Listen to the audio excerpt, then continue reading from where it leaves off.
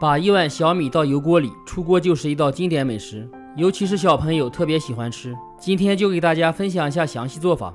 准备1碗小米300克到盆里，再加水清洗一下，洗掉表面的灰尘和杂质。洗干净以后控干水分到电饭锅里，往里面加水，跟平常焖米饭的水一样多就行。怕掌握不好的，可以用手指试一下，刚没过手指就可以。盖上锅盖，按煮饭键焖熟。小米焖熟以后会膨胀，300克就可以做很多。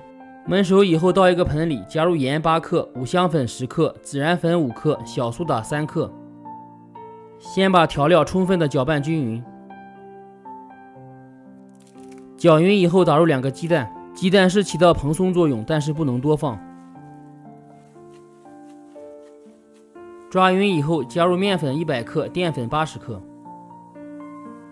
面粉有粘性，这样更容易成型，淀粉搭配鸡蛋起到蓬松作用。揉到一块，揉成一个面团就可以了。案板上撒上面粉防粘，用手压一下，再用擀面杖擀开。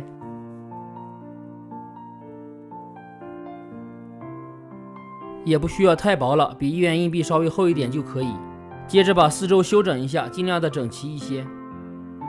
再往上面撒一层薄薄的面粉，这样切的时候不会粘连在一起。先切成长条，再切成小的4方块，用叉子在上面扎一下，这样做出来更漂亮一些。油温4成热下锅，少量多次下入，防止粘连。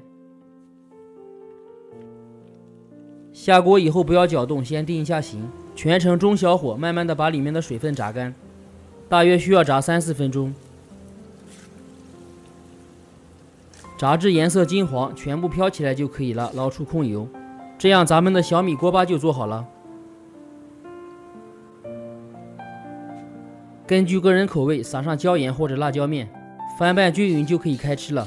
这样做的小米锅巴口感酥脆，好吃无添加，当做小零食或者追剧的时候吃，味道都很不错，尤其是小朋友也是特别爱吃。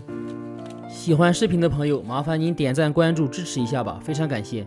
主页还有更多美食视频，我们下期见。